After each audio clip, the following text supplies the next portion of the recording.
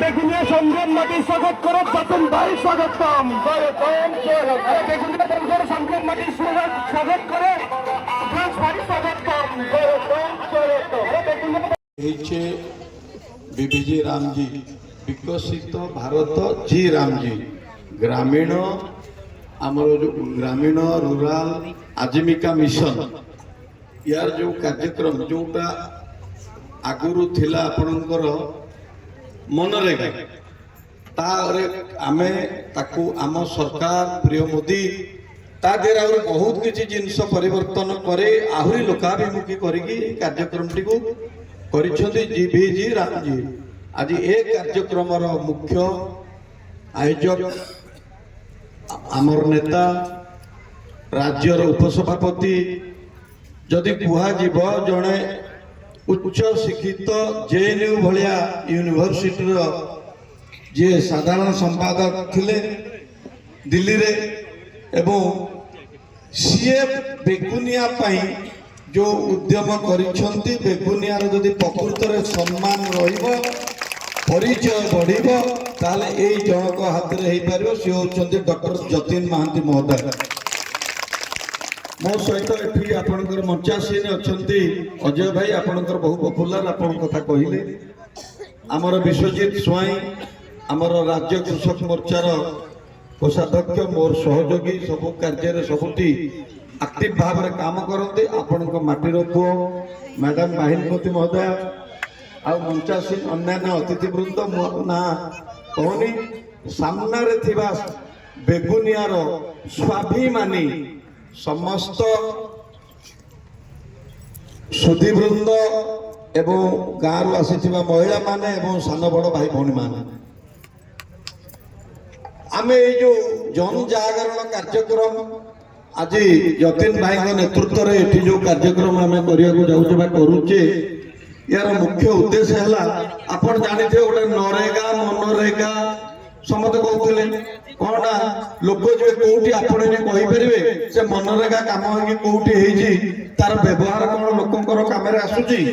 କହି କୋଉଠି ଗୋଟେ ଖାଲ ହେଇଛି, କୋଉଠି ଗୋଟେ ରୋଡ କରୁ ମାଟି ନେଇକି ରୋଡ କାମ ହେଇଛି ତାକୁ ଦେଖେଇକି ବିଲ୍ କରି କଣ ଜେସିବିରେ ରାମ୍ପିକି ମାଟି ଉଠିଲା ରାସ୍ତାକୁ, ବିଲ୍ ହେଇକି ପଇସା ଗଲା କଣ୍ଟ୍ରାକ୍ଟର ହାତକୁ, ତାଙ୍କ କର୍ମୀ ହାତକୁ। ଇଏ ଗୋଟାଏ ଗରିବ ଲୋକଙ୍କ ପାଇଁ ହେଇଥିବା ଯୋଜନା ମହାତ୍ମା ଗାନ୍ଧୀଙ୍କର ନାଁ ନେଇକି ଏଠି କଣ ହେଲା ମହାତ୍ମା ଗାନ୍ଧୀ ଯୋଉ ମହାତ୍ମା ଗାନ୍ଧୀ ନାଁଟା ଆଗ ଥିଲା ଏମଜି ନରେଗା। ଆମ ତାଙ୍କର ବହୁତ ଏ ବାବଦରେ ଆପଣ ମାନଙ୍କ ପାଖରେ କହି ବୁଲୁଛନ୍ତି, ମିଡିଆରେ ଦେଖୁଥିବେ, ବିରୋଧୀ କହୁଛନ୍ତି କଣ ନା ଗାନ୍ଧୀଙ୍କ ନାଁଟାକୁ ହଟେଇ ଦେଲେ, ଗାନ୍ଧୀକୁ ନେଇଗଲା। ଗାନ୍ଧୀଙ୍କ ନାମ ହଟେଇନୁ, ଗାନ୍ଧୀକୁ ସମ୍ମାନ ଦେଇଛୁ। ଗାନ୍ଧୀକୁ ନେଇକି ତମେ ଲୋକଙ୍କ ନାଁ ଗାନ୍ଧୀଙ୍କ ନାଁ ନେଇକି ଲୋକଙ୍କୁ ଲୁଟନି।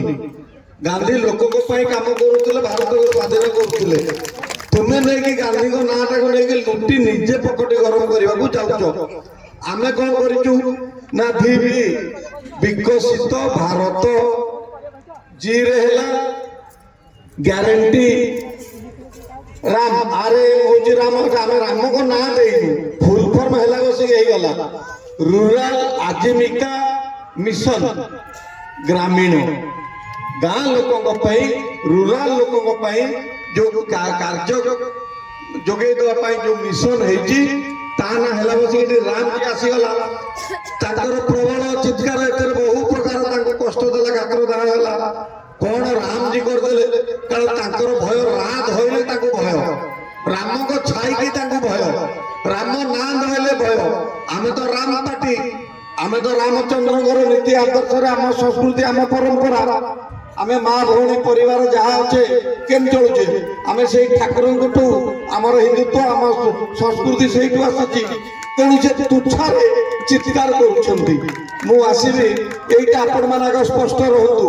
ଯୋଉ ଗାଁ ଗଣ୍ଡାରେ କହି ବୁଲୁଛନ୍ତି ଗାନ୍ଧୀ ଗାଧେଇକି Rampur, no no no, Rampura ହେଇନି। ମୋ ନାଁ ଶୁଭ୍ରାଂଶୁ ମୋହନ ପାଢୀ, ଯେହେତୁ କି କହିଦେବ ଏସଏମପି, କଣ କହିବାର ଅଛି ଏଥିରେ? ସେମିତି ଏଠି ରାମ ଆସିଲା, ରୁରାଲ ଆଜୀବିକା ମିଶନ RAM ହେଇଗଲା ଗ୍ରାମୀଣ ରାମଜୀ। ତାପରେ ଗ୍ୟାରେଣ୍ଟି, ଆମେ ଗ୍ୟାରେଣ୍ଟି ଦଉଛୁ କାମ କରିବାକୁ ଲୋକମାନଙ୍କ ପାଇଁ। এইটাରେ ତାଙ୍କର ଏଇଟା ପ୍ରଥମ ଜିନିଷ ଆପଣ ମାନେ ସ୍ପଷ୍ଟ ରହିବା ଉଚିତ। କାହା କଥାରେ ପଥଭ୍ରଷ୍ଟ ହେଇ ସମାଲୋଚନା ଯୋଉ କରୁଛନ୍ତି ତାଙ୍କୁ ଆପଣ ମାନେ ଗାଁ ଗାଁରେ ସାଧାରଣ ଲୋକ ହିସାବରେ ଆପଣ ମାନେ ସଚେତନ କାର୍ଯ୍ୟକର୍ତ୍ତା ହିସାବରେ ଭାରତୀୟ ଜନତା ପାର୍ଟିର ତାଙ୍କର ଏ କଥାକୁ ସବୁଠି ଥୋଇବେ। ଗୋଟେ ବଡ କଥା ହେଲା ସେମାନେ କାମ ଦଉଥିଲେ 100 ଦିନ, ଆମ ସରକାର କଣ କଲେ 100 ଦିନ କଣ ହବ 365 ଦିନରୁ ଆମେ 60 ଦିନ କାଟିଦେଲୁ।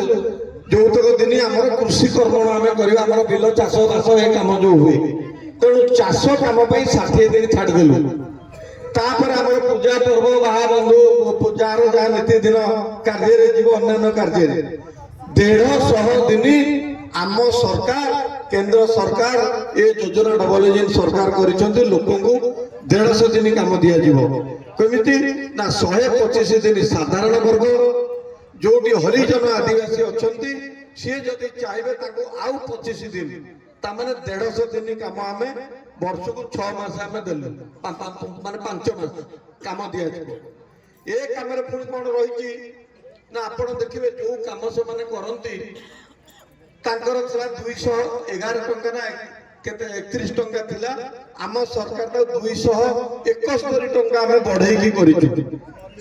ତାଙ୍କ କାମ କରୁଥିଲେ ଯୋଉ କଣ୍ଟ୍ରାକ୍ଟର ଯାହା ପାଖରେ ଯୋଉ ସରପଞ୍ଚ ମାମଲତକାର ହେଲା ସିଏ କଣ କରୁଥିଲା ନା ଗୁଡାଏ ଯୋଉ ଆମର ଲେବର କାର୍ଡ ସେ ଗୋଟେଇ ଦେଲା 4-6ଟା ପରିବାରରୁ 10ଟା 25ଟା କି 30ଟା ଲୋକ ହେଇଗଲେ ତାଙ୍କ ନାଁରେ କାମ ଯାଇକି ମାଗିକି କାମ ଆଣିକି ମେସିନ ଲଗେଇ କାମ କଲା।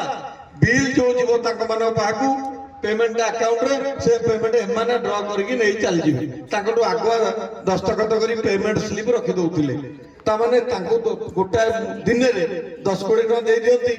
साधारण लोक बुझिबा जरूरी जे सरकार ए मोदी सरकार आपन को दबा पाई निष्पत्ति नहीं छंती। आमे नबाकू आम प्रयास आम कार्यक्रम करिबा आमे का कथर आम कार्ड दे देकी बिकी घरे बसिकी 10 कोटी टका पाइबा 271 टका जगह रे से भूल करिबा नाही।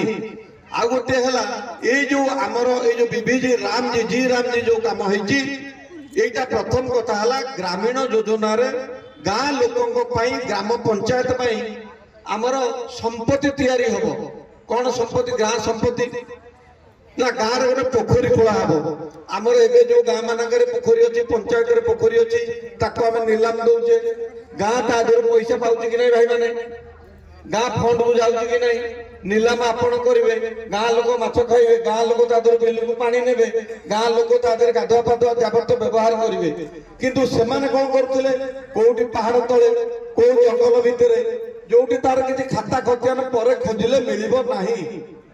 से काम कौन प्रकार ये जो काम है खाली लोक को पैसा ना कहीं भूते की खाइले दैनंदिन जीवन में से काम लोकंर कौन काम आसब ना। आमर ये जो विकासमुखी सरकार ये चाहते जे ग्रामर अंचल ग्रामीण अंचल जो विकास न होइछि भारतर विकास कुहाजिबो नाही।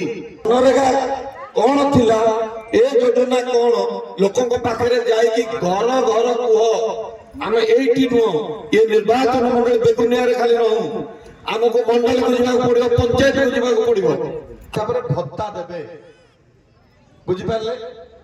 जने प्रश्न ए प्रश्नटा म आपण जानि रखंतु आपण को काम से केते बेले मागिबो काम हैला पर काम अलॉटमेंट ग्राम सभारू जीव भूल करि परिबे नाही।